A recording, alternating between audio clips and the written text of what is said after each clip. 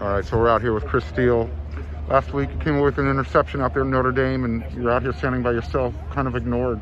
Talk about the game. You know, how's your game grown in the last couple of weeks? Obviously I feel like I played okay throughout the first, 3 games.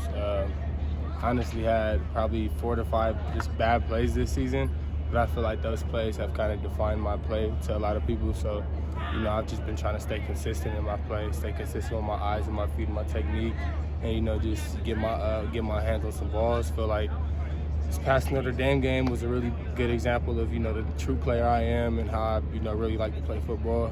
Dante gave me one assignment going into the week, and he told me going into the game that I was going to be on number 4. He was their main guy, primarily play to the boundary, and that was my target. And that's the type of football I like to play. I'm a competitive dude. When I'm given an assignment, you tell me to go lock a dude up, I'm gonna do that, and I feel like I showed that. I just gotta stay consistent with it. Now, when Dante took over as the head coach, he went away from you being the position coach. Has that been a hard adjustment for you? It has, but at the same time, it hasn't been. I'd say it has been from a emotional support, I guess you could say, just because me and Dante have a relationship that goes far beyond football. So not being able to really have that dude that I could talk to about certain things just because he has a bigger role. I wouldn't even say it affects me, but that's really the only difference. Other than that, Dante's taught me a lot. So, I really trust Aaron, our GA. He does a really good job of, kind of regurgitating the information that Dante gives him. So, I feel I'm still really comfortable with him. And, that's really been the only difference. Aaron does a good job, so Dante being around hasn't really meant too much, per se.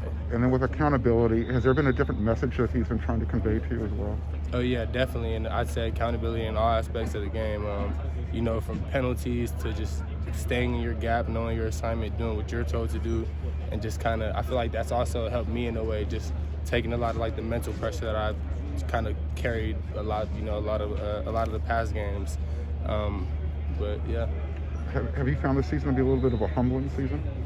Oh yeah, definitely. Well, I'd say yeah, but at the end of the day, it's football. So, I've seen Jalen Ramsey get beat. I've seen Deion Sanders get beat, and like I said, I've gave up 3 touchdowns this season. Probably, I think that'll make it 6 in my whole career here. So I'd say that's not too bad for a 3-year starter. You mentioned just those couple of plays, the handful of plays that have been frustrating.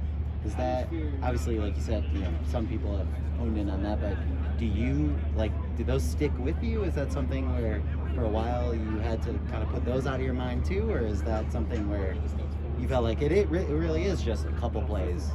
I genuinely feel like it's just a few plays.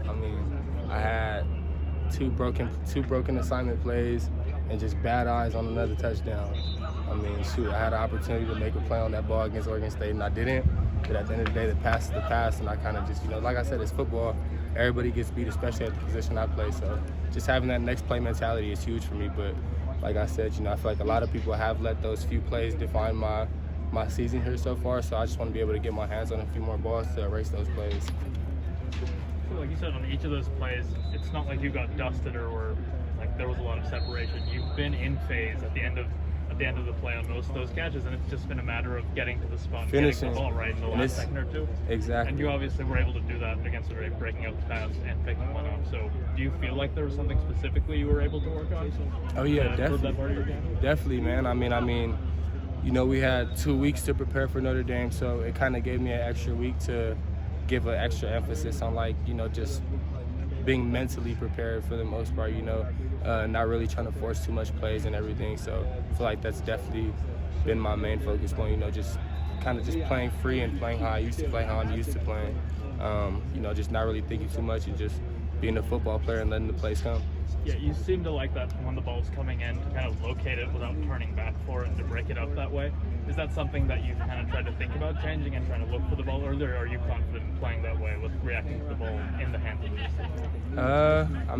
I think there was only one play where I did that, but it kind of just depends on the position that I'm in. Notre Dame's a big back shoulder team, their receivers like to use their hands a lot. They're really handsy. So, I mean, the worst thing as a DB that you want to do is turn into a receiver who's really physical with their hands. That's how you end up giving up those big plays. So it really just depends on the situation, the receiver I'm going against. You know, obviously if I'm on top of it and I can still turn into it and play both routes, play the deep ball on the back shoulder, that's ultimately the best position to be in. So, I mean, kind of just depends. One more?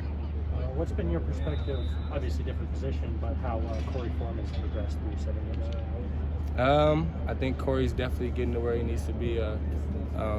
He's been practicing a lot better, and I feel like, you know, ultimately that's what it comes down to. You know, the way you practice is going to translate to the game.